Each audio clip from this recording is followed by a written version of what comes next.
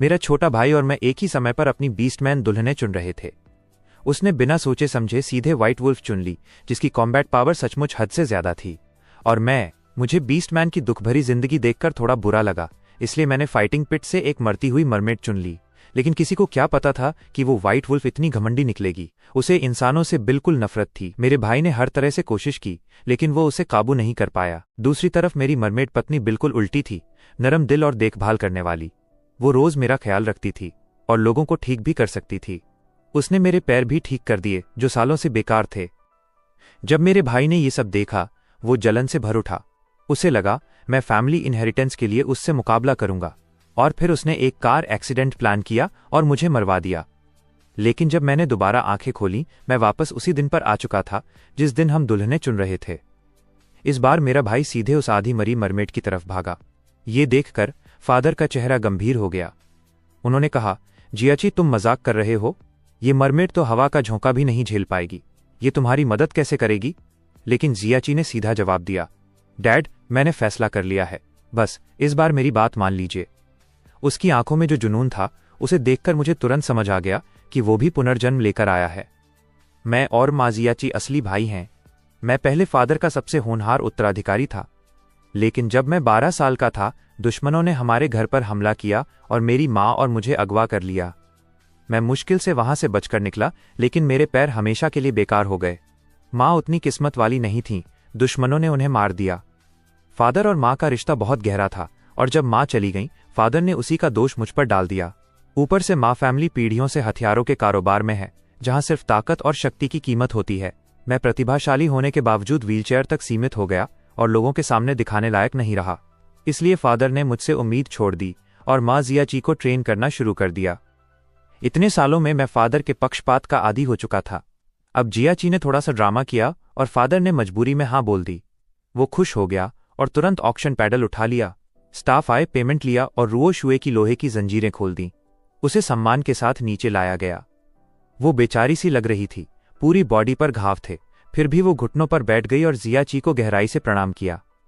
उसने कहा, young master, मेरा नाम रुओ शुए है। मुझे बचाने के लिए धन्यवाद। अब से मैं आपकी सेवा करूंगी। जियाची पूरा आनंद ले रहा था। उसने उसे उठाया और अपनी बाहों में ले लिया और बोला, अब तुम्हें मेरी मदद करनी होगी, मैं तुम पर निर्भर हूं। ये सब देखकर मैं बस हंस पड़ा।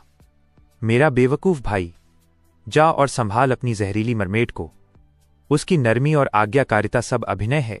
मैंने फाइटिंग पिट की तरफ इशारा किया, जहां एक व्हाइट वुल्फ खून में लथपथ खड़ी थी, लेकिन अभी भी सीधी और गर्व से भरी हुई। मैंने कहा, मैं इस व्हाइट वुल्फ को चुनता हूं। वुल्फ क्लान की इंद्रियां सबसे तेज होती हैं। जैसे ही मैंने कहा, उसकी ठंडी और घमंडी नजर सीधा मुझ पर आई। उसकी आंखों में नफरत थी, पूरी अवज्ञा। जियाची ये सुनते ही हंसने लगा और बोला, बड़े भाई, सबको पता है वुल्फ क्लान को काबू करना नामुमकिन है, और तुम व्हीलचेयर में रहने वाले, तुम कैसे करोगे? फादर का चेहरा और भी गंभीर हो गया। मैंने अपने घुटनों पर हाथ रखे और कहा, हाँ, मैं बेकार हूं, माँ फैमिली का कचरा जिसे सब नजरअंदाज करते हैं। लेकिन इसका मतलब ये नहीं कि मैं अपनी किस्मत बिना लड़े स्वीकार कर लूं। मुझे महसूस हो रहा है कि लुओशी मेरी जिंदगी बदल सकती है। मैं उसका भरोसा जीतूंगा और उसे अपने पक्ष में लाऊंगा। धीरे धीरे मैं वो सब वापस लूंगा जो मेरा है। फिर मैंने फादर की तरफ देखा और कहा, डैड, एक आखिरी मौका दे दीजिए। मैं वादा करता हूं, मेरे पास व्हाइट वुल्फ को काबू करने की योजना है। माँ के जाने के बाद फादर और मैं और दूर हो गए थे। इतने सालों में मैंने कभी शिकायत नहीं की और कभी उनके सामने झुका भी नहीं। ये पहली बार था जब मैंने उनसे कुछ मांगा। शायद उन्हें अपराध बोध महसूस हुआ। वो कुछ सेकंड तक मुझे देखते रहे और आखिरकार मान गए। जब हम माँ फैमिली एस्टेट वापस आए, जियाची डिनर के लिए भी नहीं रुका। वो सीधे रुओ शुए को लेकर अपने निजी आंगन में चला गया। थोड़ी देर बाद अंदर से उसकी डर से भरी चीखें सुनाई दी। नौकर तुरंत मेडिकल सामान लेकर भागे और बटलर श्याओ घबराकर फादर के पास दौड़ा। उसने कहा, मास्टर, बहुत बड़ी समस्या हो गई। यंग मास्टर जियाची ने खुद को घायल कर लिया। उसने अपने पेट में चाकू मार लिया। ये सुनते ही फादर ने मेज पर जोर से हाथ मारा और तुरंत खड़े हो गए। वो बाहर निकले ही थे कि सामने जियाची खड़ा था, जैसे कुछ हुआ ही ना हो। फादर ने उसके खून से भरे कपड़े देखे और पूछा, जियाची, तुम ठीक हो? जियाची ने सीधा जवाब दिया, डैड, मैं बिल्कुल ठीक हूं।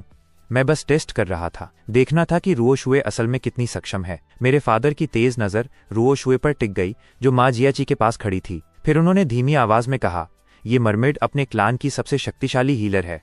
इस पीढ़ी में इससे बेहतर कोई नहीं। इसके आंसुओं में असाधारण उपचार शक्ति है। ये तो मरे हुए इंसान को भी वापस जिंदा कर सकते हैं। चाहे घाव कितना भी गंभीर हो, ये उसे पूरी तरह ठीक कर सकती है। तुम्हारे पास ऐसी शक्ति है। फादर का रवैया तुरंत बदल गया। उन्होंने रुओ शुए को एक नए नजरिए से देखा। तुम जानते हो, माँ फैमिली हथियारों के कारोबार में है। हम अपराधियों और अधिकारियों दोनों के साथ काम करते हैं और यहाँ चोट लगना आम बात है। अगर रुओ शुए हमारे साथ है तो वो सिर्फ जियाची की ही रक्षा नहीं करेगी, बल्कि पूरी माँ फैमिली के लिए उपयोगी होगी।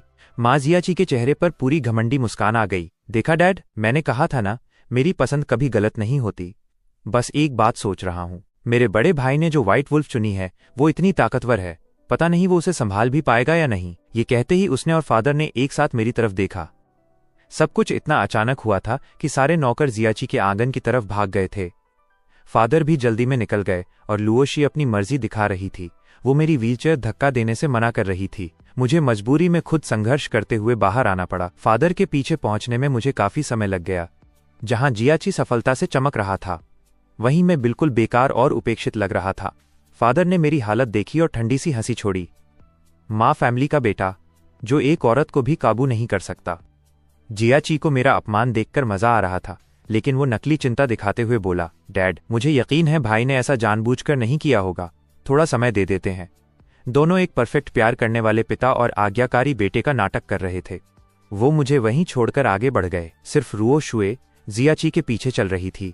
जब वो मेरे पास से गुजरी, उसने चुपके से मुझे एक नज़र देखा। वो कमजोर और मासूम बनने की एक्टिंग कर रही थी, लेकिन एक ही नज़र में मैंने उसकी आंखों में छिपी हुई दुर्भावना देख ली। सब कुछ मेरी उम्मीद से भी ज्यादा आसानी से हो रहा था। अपनी पिछली जिंदगी में मैंने रुओ शुए की हीलिंग शक्ति देखी थी। 1 महीने बाद हथियारों की एक डील के दौरान, जो कि एक पुराना क्लाइंट था, सब सामान्य होना चाहिए था, लेकिन उस दिन उन्होंने हमें धोखा दे दिया।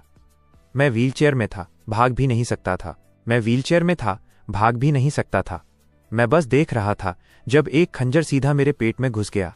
मुझे लगा अब सब खत्म हो गया, लेकिन अचानक रुओ शुए रो पड़ी। वो रोते हुए गाने लगी और उसके आंसू मेरे घाव पर गिरने लगे। धीरे धीरे मेरा शरीर खुद ही ठीक होने लगा। उसकी आवाज ने मेरे शरीर का सारा दर्द भी शांत कर दिया। बाद में जब मैं माँ मेंशन में अपने कमरे में उठा, रुओ शुए ने बताया कि उसने मुझे मरमेड क्लान की मेडिकल आर्ट से बचाया। उसने ये भी कहा कि वो मुझे एक गुप्त तकनीक सिखा सकती है। अगर मैं उसे इस्तेमाल करूं तो न सिर्फ मेरे पैर ठीक हो जाएंगे, बल्कि मेरा शरीर बीस्टमैन जितना मजबूत हो जाएगा। पिछली जिंदगी में जैसे ही मैंने ये सुना, मैंने बिना सोचे तुरंत हाँ कर दी। उसके बाद मेरा शरीर चमत्कार की तरह ठीक हो गया। मैं शारीरिक रूप से बहुत शक्तिशाली बन गया।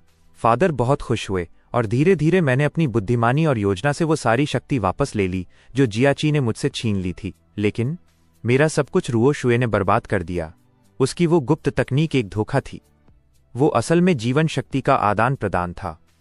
उसके प्लान के हिसाब से आधे साल के अंदर मेरा पूरा शरीर अंदर से सड़ने लगता और मैं एक दिन फटकर मर जाता, और कोई सबूत भी नहीं होता कि उसने कुछ किया है। और अब वही खतरनाक तकनीक जियाची खुद पर इस्तेमाल करवाना चाहता है। अभी तो बस पहला दिन है जब वो रुओ शुए को घर लाया है और वो पहले ही अपनी मौत की तरफ दौड़ रहा है। जियाची, जब तुम खुद ही अपनी मौत चुन रहे हो तो मैं तुम्हें रोकूंगा नहीं।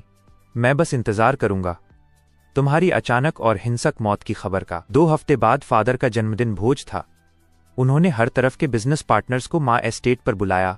इन 2 हफ्तों में जियाची लगभग बाहर निकला ही नहीं। वो पूरा समय रुओ शुए के साथ साइड आंगन में बंद रहकर कुछ अभ्यास करता रहा। जब मैंने उसे भोज में दोबारा देखा, वो पूरी तरह बदल चुका था। उसके सीने और बाजुओं की मांसपेशियां सूट के अंदर से फटने को तैयार लग रही थीं। चौड़े कंधे, पतली कमर, ताकतवर पैर, और वो पहले से काफी लंबा भी लग रहा था। मेहमान उसे देखकर हैरान रह गए। एक व्यापारी ने फादर से कहा, ओल्ड माँ, क्या जियाची को दूसरा ग्रोथ स्पर्ट आ गया है? ये तो आधे साल पहले से बिल्कुल अलग लग रहा है। बाकी लोग भी उसकी तारीफ करने लगे। इसका शरीर तो कुछ बीस्टमैन से भी ज्यादा मजबूत लग रहा है। बॉस माँ, आपने सच में कमाल का बेटा पैदा किया है। फादर इतनी तारीफ सुनकर खुश हो गए। उन्होंने जियाची के कंधे पर हाथ रखा और बोले, जियाची, सबको खुद बताओ। जियाची एक तरफ हटा और तब सबने उसके पीछे खड़ी एक शर्मीली लड़की को देखा। ये है रुओ शुए, मेरी औरत, मरमेड क्लान की चमत्कारी हीलर। मेरा ये मजबूत शरीर सब इसकी वजह से है। रुओ शुए शर्माकर उसकी बाहों में छिप गई। यंग मास्टर, इतने लोग देख रहे हैं। जियाची हंस पड़ा। शर्माने की क्या बात है, तुम मेरी हो। उसने उसे और कसकर पकड़ लिया। उसके चेहरे पर घमंडी भाव साफ दिख रहा था। रुओ शुए भी आज्ञाकारी बनने का अभिनय कर रही थी। अब सबको समझ आ गया। बीस्टमैन की खास शक्तियों के बारे में सबने सुना था, लेकिन ऐसा खजाना जियाची को मिल जाएगा ये किसी ने उम्मीद नहीं की थी। लोग बस उसे देखकर जल रहे थे। जियाची तारीफों में डूबा हुआ था। फिर उसकी नजर मेरी तरफ गई। ये तो कुछ भी नहीं है। मेरे बड़े भाई जो बीस्टमैन लाए हैं वो असली ताकतवर है। सब जानते हैं वुल्फ क्लान कितना खतरनाक होता है, और मेरे भाई ने उनमें से सबसे भयंकर व्हाइट वुल्फ चुनी है। अगर वो ठीक से काबू में आ जाए तो वो एक अजेय हथियार बन सकती है। तब सबकी नजर मेरी तरफ मुड़ गई, क्योंकि जियाची की मरमेड पहले ही अपनी शक्ति दिखा चुकी थी। जब उसने मेरी व्हाइट वुल्फ की इतनी तारीफ की तो सब लोग और ज्यादा उत्सुक हो गए। अरे बड़े यंग मास्टरमा, अपनी व्हाइट वुल्फ को आज क्यों नहीं लाए? हमें भी तो देखने दो। हाँ, मैंने सुना है टॉप क्वालिटी व्हाइट वुल्फ मिलना लगभग नामुमकिन होता है। मैं भी देखना चाहता हूं। सबकी नजर मुझ पर टिक गई, लेकिन मेरे पास कोई जवाब नहीं था। पिछले आधे महीने से लुओशी अपनी मर्जी से चल रही थी, मेरी एक भी बात नहीं सुन रही थी, और आज इतने महत्वपूर्ण जन्मदिन भोज के दिन वो कहीं गायब हो गई। मैं उसे कैसे ढूंढकर इन सबको दिखाऊं? मेरी खामोशी देखकर फादर के चेहरे की मुस्कान धीरे धीरे गायब हो गई। मार्क, लुओशी कहाँ है? मैं सच बताने ही वाला था। डैड, लुओशी वो। तभी एक नौकर भागते हुए हॉल में घुसा। वो जियाची के आंगन का ही आदमी था। वो बाहर किसी को इशारा कर रहा था। मैंने देखा और हैरान रह गया। 4-5 लंबे नौकर लुओशी को जबरदस्ती खींचकर अंदर ला रहे थे। उसके हाथ और पैर बंधे हुए थे। लुओशी जोर जोर से संघर्ष कर रही थी, दांत दिखाकर गरज रही थी। उसके भेड़िए जैसे कान बाहर आ गए थे और साफ लग रहा था कि उसे बुरी तरह पीटा गया है। मुझे छोड़ो, छोड़ो मुझे, वो चीख रही थी। लेकिन नौकरों ने उसकी एक नहीं सुनी।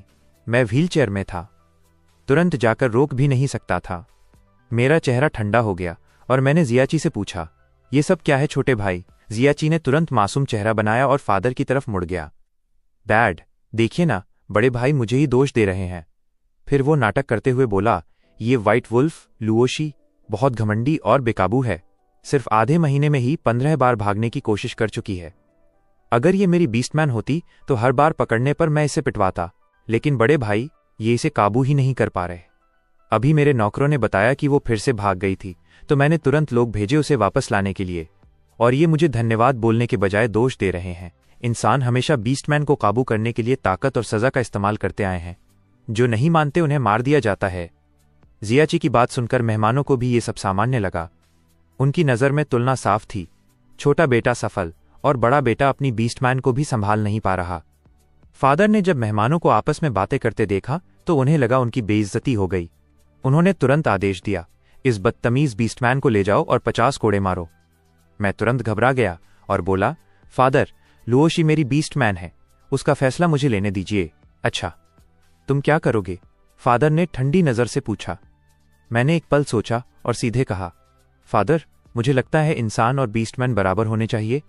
सिर्फ मारपीट से उनकी वफादारी नहीं मिलती, हमें उन्हें समझना होगा, उनकी सोच, उनकी भावनाएं। बकवास। फादर का चेहरा काला पड़ गया। उन्होंने मेरी बात काट दी। जियाची भी जोर से हंसने लगा। भाई, कैसी अजीब बातें कर रहे हो तुम?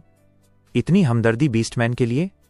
क्या इसलिए क्योंकि तुम खुद सबसे नीचे हो और बस एक परफेक्ट जन्मदिन भोज खराब हो गया? बाद में भी लुओशी को कोड़े पड़े। हाँ, मेरी विनती पर 20 कम कर दिए गए। व्हाइट वुल्फ होने के कारण उसका शरीर मजबूत है, वो जल्दी ठीक हो जाती है।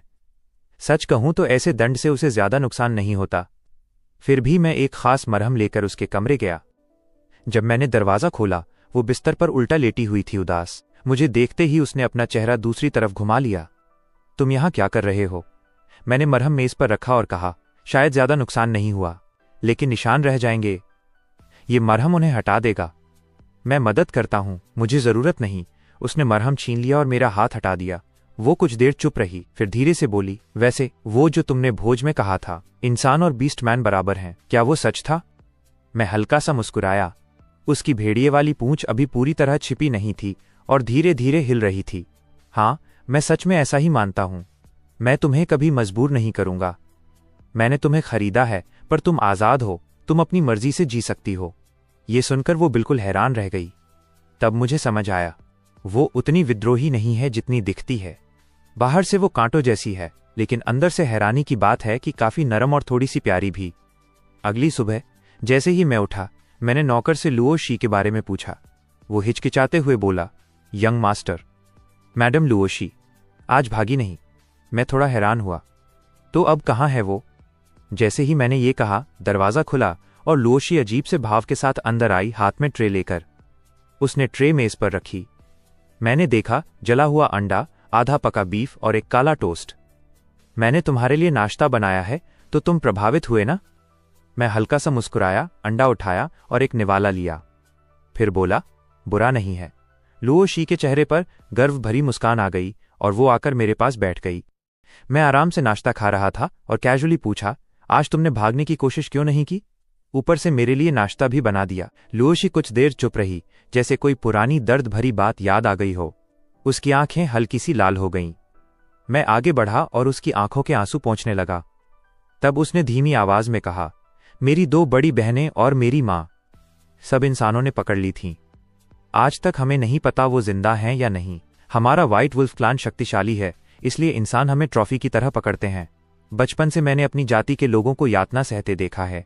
उसकी आवाज अचानक तेज हो गई, मुझे तुम सबसे नफरत है। फिर वो थोड़ी देर रुककर बोली, लेकिन तुम उन सब जैसे नहीं लगते। वो मेरी तरफ मुड़कर अपनी गहरी नीली आंखों से देखने लगी। तुमने कभी मुझे चोट पहुंचाने के बारे में नहीं सोचा ना? मैंने धीरे से उसे गले लगाया और उसकी पीठ थपथपाने लगा। हाँ, मैं तुम्हें कभी चोट नहीं पहुंचाऊंगा, ना अब ना कभी। क्या तुम मुझ पर भरोसा कर सकती हो? उसके गर्म आंसू मेरे कंधे पर गिरने लगे। धीमी सी आवाज में उसने कहा, फिर एक और चीज है जो मैं करना चाहती हूं। लुओ शी ने बताया कि वो अपनी पीढ़ी की सबसे ताकतवर फीमेल व्हाइट वुल्फ है, लेकिन उसे लड़ाई बिल्कुल पसंद नहीं। वो एक साधारण लड़की है जिसे सुंदर चीजें पसंद हैं। मैं हमेशा इंसानी औरतों को देखकर जलती थी। वो सुंदर कपड़े पहनती हैं, ज्वेलरी पहनती हैं। मैं सोचती थी काश मैं भी कभी सुंदर लग सकूं। उसकी बात सुनकर मुझे समझ नहीं आया हंसूं या भावुक हो जाऊं। मैं मुस्कुराया, इतनी सी बात, चलो शॉपिंग चलते हैं। उस दिन माँ फैमिली का यंग मास्टर अपनी व्हाइट वुल्फ के साथ हर सड़क के हर कपड़ों की दुकान घूमता रहा। इतने बैग लेकर घर वापस आया कि सब लोग गॉसिप करने लगे कि शायद वो व्हाइट वुल्फ के जादू में आ गया है। कौन बीस्टमैन खरीदकर उसे काबू करने के बजाय इतना लाड़ प्यार करता है। लुओ शी ने मेरे सामने अपना बचाव पूरी तरह छोड़ दिया। वो बार बार नए कपड़े ट्राई कर रही थी, खुशी से नौकर से शीशा मंगवा रही थी। जब उसने खुद को शीशे में देखा, वो रो पड़ी। काश मेरी बहनें भी ऐसे कपड़े पहन पाती। मार्क, मुझे उनकी बहुत याद आती है। मैं आगे बढ़ा और उसके आंसू पोंछ दिए। अगर वो जिंदा हैं, तो मैं उन्हें ढूंढने में तुम्हारी मदद करूंगा। सच? उसकी आंखें चमक उठीं। तुम मेरी मदद करोगे? मैंने सीधा जवाब दिया। तुम मेरी पत्नी हो। बेशक करूंगा। मैंने गंभीर होकर सिर हिला दिया। लुओ शी ने मुझे काफी देर तक देखा, फिर धीरे से बोली, मार्क, तुम्हारे पैरों का इलाज संभव है। अपनी कृतज्ञता दिखाने के लिए लुओ शी ने मुझे अपने व्हाइट वुल्फ क्लान का एक गुप्त उपचार तरीका बताया। चोटें उनके लिए आम बात होती हैं, और उसने खुद देखा था कि कुछ व्हाइट वुल्फ मौत के किनारे से भी इस तरीके से वापस आ गए थे। लेकिन ये तरीका हमारे क्लान का सबसे बड़ा रहस्य है। इसे बाहरी लोगों को बताना मना है। मैं तुम पर भरोसा करती हूं, इसलिए तुम्हारा इलाज करूंगी। तुम्हें ये राज रखना होगा। मुझे यकीन नहीं हुआ कि लुओ शी मुझे इतना बड़ा मौका देगी। पिछली जिंदगी में वो कभी जियाची के साथ सहयोग नहीं करती थी। चाहे उसे कितना भी यातना दी गई हो, वो कभी नहीं झुकी। जियाची बस परेशान रहता था। इसी वजह से जब उसने रुओ शुए को देखा, जो नरम दिल थी और हीलिंग शक्ति भी रखती थी, वो जलन और लालच में अंधा हो गया। इस बार उसने बिना सोचे लुओ शी को छोड़ दिया और रुओ शुए को चुन लिया। उसे लगा लुओ शी को काबू करना नामुमकिन है और मैं उसके साथ दुख झेलूंगा। लेकिन उसे क्या पता, बीस्टमैन भी इंसानों जैसे ही होते हैं। उन्हें जबरदस्ती से नहीं, समझ और भरोसे से जीता जाता है। और फिर हमने चुपचाप इलाज शुरू किया। मैंने बहाना बना दिया कि मेरे पैरों की चोट फिर से बिगड़ गई है और मैंने खुद को अलग कर लिया। लुओ शी मेरे कमरे में रहने आ गई ताकि वो मेरा ठीक से इलाज कर सके। व्हाइट वुल्फ क्लान का उपचार तरीका बहुत क्रूर था। सबसे पहले घायल हिस्से की हड्डियां और नसें तोड़नी पड़ती थीं, इंच दर इंच। फिर एक खास जड़ी बूटी वाली दवा लगाई जाती थी, जो व्हाइट वुल्फ के दिल के खून के साथ मिलाई जाती थी। धीरे धीरे अंदर से मांस और हड्डियां दोबारा बढ़ने लगती थीं, लेकिन ये प्रक्रिया इतनी दर्दनाक होती थी कि एक सामान्य इंसान इसे सह ही नहीं सकता। उस दौरान रात को मेरी दर्द भरी चीखें अक्सर कमरे से बाहर तक सुनाई देती थीं। तीसरे दिन तक मैं पूरी तरह कमजोर और थक चुका था। नौकर गॉसिप कर रहे थे कि मेरा शरीर जवाब दे रहा है और मैं फिर भी लुओ शी के साथ अंतरंग हो रहा हूं। एक दिन बगीचे में जियाची ने हमें देख लिया। वो मुझे नीचा दिखाते हुए बोला, मैंने कभी नहीं सुना कि आदमी औरत से ज्यादा चीखे। अगर तुम में दम नहीं है तो कोशिश ही मत करो, अपने अपंग होने को स्वीकार कर लो। लुओ शी उसकी बात से इतनी गुस्सा हो गई कि वो उस पर हमला करने वाली थी, लेकिन मैंने उसे रोक लिया। जियाची जोर से हंसने लगा। लुओ शी, भाभी, अगर मेरा भाई काम का नहीं है तो तुम मेरे पास आ सकती हो। लुओ शी गुस्से से कांप रही थी। उसके जाने के बाद भी वो मेरी तरफ से नाराज हो रही थी। मार्क, तुम्हें मुझे रोकना नहीं चाहिए था। मैंने शांति से कहा, बदला लेने का भी समय होता है, अभी नहीं। जितना ज्यादा वो घमंडी होगा उतनी ही बुरी तरह गिरेगा। अगले आधे महीने तक इलाज चलता रहा। धीरे धीरे मेरे पैर इतने मजबूत हो गए कि मुझे व्हीलचेयर की जरूरत नहीं रही। मैं खुद से खड़ा हो सकता था। कभी कभी मेरिडियंस ब्लॉक हो जाते थे, तब लुओ शी मुझे मालिश करके राहत देती थी। एक मालिश लगभग 2 घंटे चलती थी, लेकिन उसने कभी शिकायत नहीं की। मैं उसके मुलायम, बिल्कुल हल्के से लगने वाले हाथों को महसूस कर रहा था, जो धीरे धीरे मेरे पैरों की मालिश कर रहे थे। वुल्फ क्लैन शारीरिक रूप से बहुत ताकतवर होता है, लेकिन उनकी महिलाओं की त्वचा हैरानी से बेहद नरम और नाजुक होती है। ऐसे हाथ जब मेरे पैरों पर फिसल रहे थे, जिनमें अब धीरे धीरे एहसास वापस आने लगा था, तो मेरे अंदर एक अजीब सी भावना जाग उठी। लुओ शी ने शायद महसूस कर लिया था कि मैं खुद को कंट्रोल करने की कोशिश कर रहा हूं। उसने हल्की सी नजर उठाकर मुझे देखा और उसके वुल्फ ईयर्स एकदम लाल हो गए। तुम। वो कुछ बोल ही नहीं पा रही थी। मैं भी उसे देख रहा था और खुद पर से थोड़ा कंट्रोल खोने लगा था। हमारी सांसें एक दूसरे से टकरा रही थीं और मैं धीरे धीरे उसके और करीब चला गया, लेकिन आखिर में मैंने खुद को रोक लिया। आज के लिए बस इतना ही, मैंने अपनी सांसों को संभालते हुए कहा, फिर हल्का सा मुस्कुराया और देखता रहा कि कैसे लुओ शी शर्माते हुए लाल चेहरे के साथ वहां से भाग गई। मैं दिन गिन रहा था, अब ज्यादा वक्त नहीं बचा था। मेरी पिछली जिंदगी का टर्निंग पॉइंट, वो गैंग वॉर, अब करीब आ चुका था।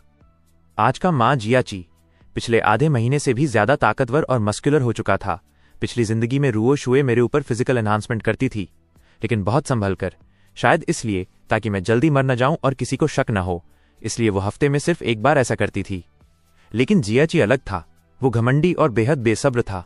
पिछली जिंदगी में हारने के बाद अब वो मुझे रास्ते से हटाने के लिए पागल हो चुका था। वो हर दिन रुओ शुए पर जोर डालता था कि वो उस पर एनहांसमेंट करे। अब उसका शरीर इतना बड़ा और ताकतवर हो चुका था कि वो इंसान कम और बीस्टमैन ज्यादा लगता था। फादर उसे देखकर बहुत खुश थे। माँ, फैमिली में इतना ताकतवर वारिस पहले कभी नहीं हुआ था। हथियारों के बिजनेस के लिए ऐसा शक्तिशाली लीडर होना बहुत बड़ा फायदा था। और मैं अब भी उतना ही कमजोर और नाजुक दिखता था।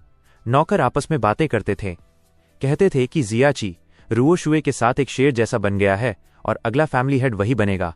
और मेरे पास लुओ शी जैसी ताकतवर व्हाइट वुल्फ होने के बावजूद मैं उसका सही इस्तेमाल भी नहीं कर पा रहा था। बस अपनी निजी भावनाओं में उलझा रहता था। उनके हिसाब से मैं पूरी तरह होपलेस था। ये बातें आखिरकार फादर तक भी पहुंच गईं। उनका मुझसे निराश होना और बढ़ गया। जब चेन फैमिली गैंग के साथ सालाना डील का समय आया तो उन्होंने हमें बुलाया। मेरे सामने उन्होंने सीधा कहा, माँ के, मुझे लगा था कि लुओ शी को लाकर तुम बदलना चाहते हो, लेकिन तुमने मुझे बहुत निराश किया है। इस साल चेन फैमिली के साथ होने वाली डील जियाची संभालेगा। तुम्हें अब इस हिस्से के बिजनेस में शामिल होने की जरूरत नहीं है। जैसे ही फादर ने यह कहा, जियाची तुरंत बोला, डैड, भले ही भाई थोड़े केयरलेस हों, लेकिन वो माँ फैमिली के वारिस हैं। अगर हम उन्हें ऐसे ही हटा देंगे तो लोग क्या कहेंगे? ऐसा करते हैं, डील भाई लीड करेंगे और मैं उनके साथ जाऊंगा। अगर कुछ भी गलत हुआ तो मैं उनकी रक्षा कर लूंगा। फादर तुरंत मान गए, जियाची, तुम सच में जिम्मेदार हो।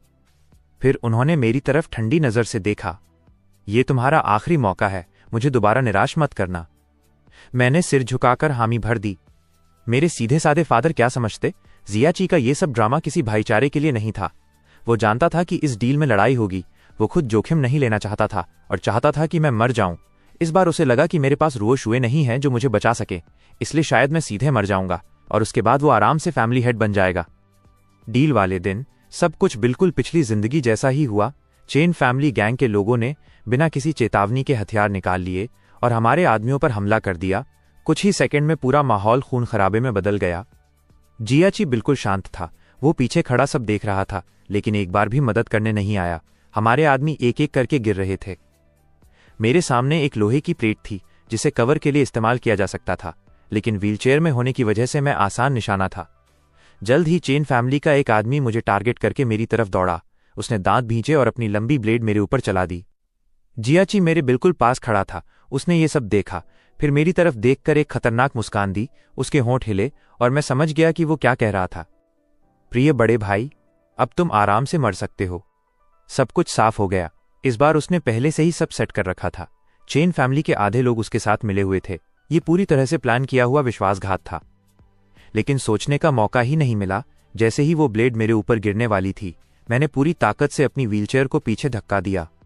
व्हीलचेयर दूर जा गिरी और मेरे पैर सीधे खड़े हो गए। मैं अपने पैरों पर खड़ा था। ब्लेड हवा में रह गई और उसी पल लुओशी ने अपने नंगे हाथों से हमला कर दिया। उसने अपनी मुट्ठी से सीधे उस आदमी की जानलेवा जगह पर वार किया। मैं जोर से चिल्लाया, लुओशी, अब सब तुम्हारे भरोसे है। लुओशी मुस्कुराई और सिर हिलाया।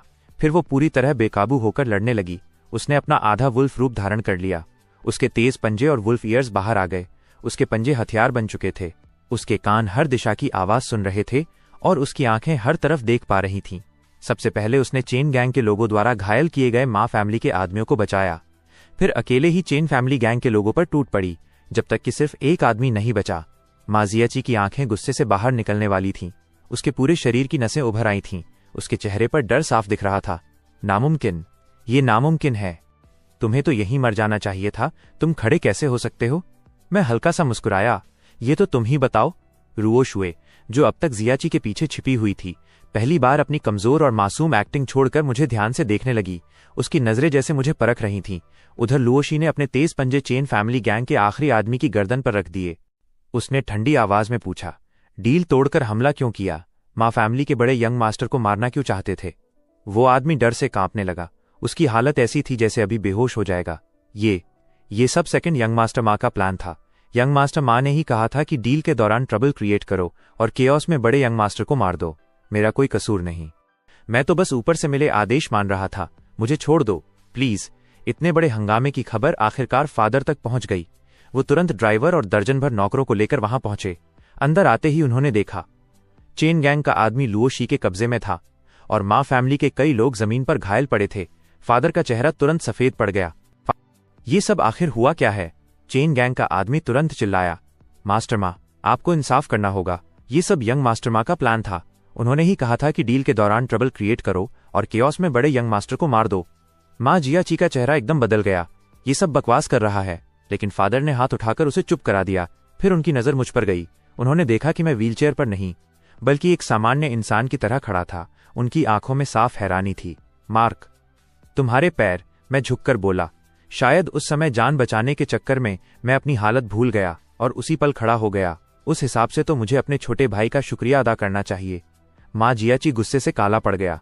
फादर, इसकी बातों में मत आइए। इस सबसे मेरा कोई लेना देना नहीं। ये खुद चेन गैंग के साथ मिलकर मुझे फंसाने की कोशिश कर रहा है। लेकिन फादर ने उसकी एक नहीं सुनी। उन्होंने सबसे ज्यादा घायल पड़े।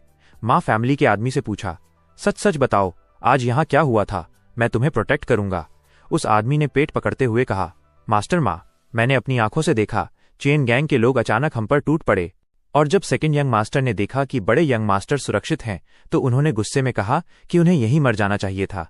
इसके बाद फादर ने बाकी आदमियों से भी पूछा और सबने लगभग यही कहानी बताई।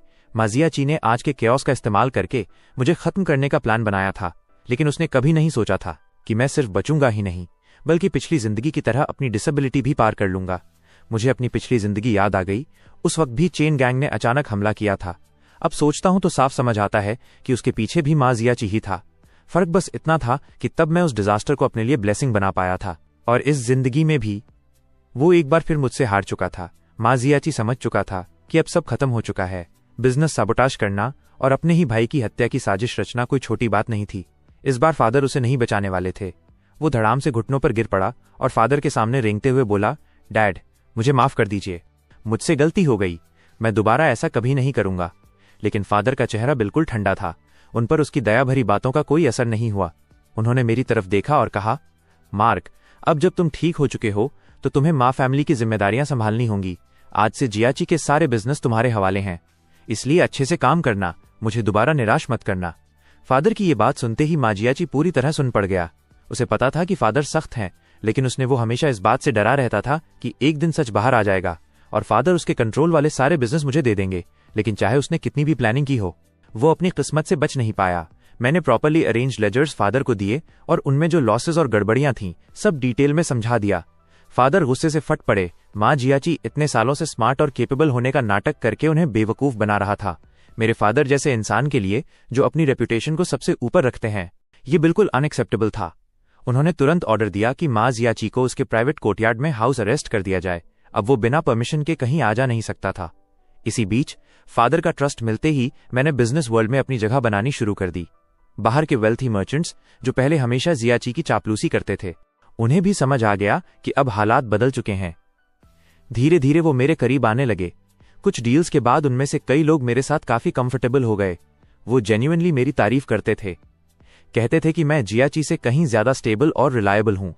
उनका कहना था कि अगर मैंने पहले ही फैमिली बिजनेस संभाल लिया होता तो जियाची कभी मेरे सामने टिक ही नहीं पाता। सच कहूं तो मैं भी इस बात से अग्री करता हूं। मेरा भाई खुद को जरूरत से ज्यादा समझता है और बेहद पेटी भी है। शायद इसी वजह से 2 जिंदगियां मिलने के बाद भी उसने अपनी कार्ड्स इतनी बुरी तरह खेल दी। जब मैं अपनी पोजीशन मजबूत कर रहा था तब भी मैं अपने प्यारे भाई को देखना नहीं भूला। एक दिन मैं सीधे उसके कोर्टयार्ड में चला गया, बिना सर्वेंट्स को इन्फॉर्म किए सीधे अंदर घुस गया। शायद वही उसका मेडिसिन लेने का टाइम था। जब से उसकी पावर चली गई थी और उसके सारे प्लान्स एक्सपोज हो गए थे, तब से वो इतना गुस्से में था कि खून उगलकर बीमार पड़ गया था। तब से वो बिस्तर से उठ भी नहीं पा रहा था और रुओ शुए उसकी पर्सनल केयर कर रही थी। मैंने सुना था कि रुओ शुए उसे रोज 3 बोल्स एक स्पेशल मेडिसिन पिलाती है। लोग कहते थे कि वो उसकी रिकवरी फास्ट करती है, लेकिन मुझे रुओ शुए पर कभी भरोसा नहीं था। मुझे पहले से शक था कि वो मेडिसिन कुछ और ही है। और सच में जैसे ही मैं उसके कमरे के दरवाजे तक पहुंचा और हल्की सी खुली दरार से अंदर देखा, मेरा शक यकीन में बदल गया। माँ जियाची का शरीर बुरी तरह गल रहा था। उसकी स्किन पर स्कैब बनता, फिर दोबारा सड़ जाता। वो आदमी बिल्कुल मरने के करीब लग रहा था। उसकी सांसें बहुत हल्की चल रही थीं, आंखें बंद थीं, जैसे किसी भी पल उसकी मौत हो सकती हो। रुओ शुए उसके पास बैठी थी, हाथ में खाली सूप बोल पकड़े हुए। शायद उसे लगा कि जियाची सो रहा है और वहां कोई आने वाला नहीं। तभी उसने आखिरकार अपना असली चेहरा दिखाया। माँ जियाची, तुम तो बड़े पावरफुल ह्यूमन बनते थे ना? वो धीमे से हंसते हुए बोली। अब क्या हुआ? एक शब्द भी नहीं बोल पा रहे, हाथ तक नहीं हिला सकते। हमारे मर्मन क्लैन की सीक्रेट आर्ट्स कैसी लग रही हैं? उसकी आवाज जहर से भरी हुई थी। लगता है तुम्हें मरते दम तक ये पता नहीं चलेगा कि ये पावर असल में तुम्हारी लाइफ के बदले मिलती है। वो जोर से हंस पड़ी। तुम्हें पता है, ये सब हमने तुम इंसानों के खिलाफ बनाया था। इसी वजह से हमने ऐसी मेडिसिन क्रिएट की। हमारे हर मरमैन को पता होता है कि इस इमेंस पावर के पीछे सिर्फ मौत छिपी है, फिर भी हम इसे इस्तेमाल करते हैं बिना किसी हेजिटेशन के। चाहे हमारा शरीर धीरे धीरे गल जाए, चाहे हम दर्द में तड़प तड़प कर मर जाएं, फिर भी क्योंकि हमारे सबसे बहादुर मरमैन अपनी पूरी जाति के लिए मरने को तैयार रहते हैं। और तुम, रुओ शुए की आंखों में नफरत भर गई। तुमने इसे किसी हेल्थ टॉनिक की तरह इस्तेमाल किया। ये तुम्हारी सजा है। तुमने हमारे लोगों का शिकार किया और अब तुम वही दर्द भुगत रहे हो जिसके तुम हकदार हो। तभी मुझे सब समझ आ गया। यही असली वजह थी कि रुओ शुए हमेशा मुझसे नफरत करता था। सिर्फ मुझसे नहीं, पूरी माँ फैमिली से और हर उस इंसान से जो बीस्टमैन की जिंदगी को जिंदगी नहीं समझता। मैं खुद को रोक नहीं पाया। मैंने धीरे से दरवाजा खोला और अंदर चला गया। फिर उसकी तरफ देखते हुए बोला, तो ये सब तुम हमेशा से सोचते आए हो? आवाज सुनते ही रुओ शुए पलटा और मुझे ऐसे देखने लगा जैसे मैं उसका सबसे बड़ा दुश्मन हूं। यंग मास्टर माँ, आपने सब सुन लिया? मैं धीरे धीरे उसके पास गया। कोई बात नहीं, मुझे ये सब पहले से पता था। तुम्हें पता था? उसकी आंखें सिकुड़ गईं, चेहरा खतरनाक हो गया। तुम्हें मेरी एक्टिंग के बारे में कब से पता था? मैं हल्का सा हंसा। शायद शुरू से ही। एक पल के लिए वो पूरी तरह चुप हो गया। उसके लिए मैं हमेशा एक विलन था, ऐसा इंसान जो उसे सिर्फ उसकी यूजफुलनेस की वजह से अपने पास रखे हुए था। फिर तुमने मुझे एक्सपोज क्यों नहीं किया? उसका सवाल सुनते ही मेरी पुरानी यादें वापस आने लगी। पिछली जिंदगी में जब रुओ शुए मेरी वाइफ थी, उसने मुझे हील किया था, मेरे पैरों को ठीक किया था। और वो छोटे छोटे गर्मजोशी भरे पल जो हमने साथ बिताए थे, तभी मुझे एहसास हुआ कि मैं उससे सच में नफरत नहीं करता। अगर मैं उसकी जगह होता, अगर किसी ने मेरी फैमिली को हर्ट किया होता, मेरी जाति को खत्म करने की कोशिश की होती और फिर मुझे पकड़कर पूरी जिंदगी के लिए स्लेव बना दिया होता, तो क्या मैं उनसे नफरत नहीं करता? बीस्टमैन और इंसानों के बीच की नफरत एक दिन में खत्म नहीं हो सकती। ये पीढ़ियों से जमा होती आई थी। लेकिन सच यही था कि गलती कभी बीस्टमैन की नहीं थी, गलती हमेशा इंसानों की थी। वो सिर्फ फ्रीडम चाहते थे। मैं यही सब सोच रहा था कि मेरी नजर माँ जियाची पर पड़ी, जो सपोजिडली सो रहा था। उसकी आईलैशेस हल्की सी हिली। मैं तुरंत समझ गया कि वो काफी देर से जाग रहा था, बस इसलिए सोने का नाटक कर रहा था, क्योंकि अब वो कुछ कर नहीं सकता था। मैंने हल्का सा इशारा उसकी तरफ किया। रुओ शुए ने भी तुरंत नोटिस कर लिया। उसने धीरे से पूछा, अब क्या करें? मैं बस मुस्कुरा दिया और अपनी पॉकेट से वो साइलेंसिंग पॉइजन निकाला जो मैंने पहले से तैयार कर रखा था। वैसे भी आज मैं उसे जियाची पर इस्तेमाल करने वाला था, लेकिन इतना परफेक्ट मौका मिल जाएगा ये मैंने भी नहीं सोचा था। उसके बाद मुझे कुछ करने की जरूरत ही नहीं पड़ी। रुओ शुए ने खुद अपने हाथों से जियाची को वो पॉइजन दे दिया, ऐसा जहर जिससे वो कभी दोबारा बोल नहीं पाएगा। अब उसके हाथ पैर धीरे धीरे गल रहे थे।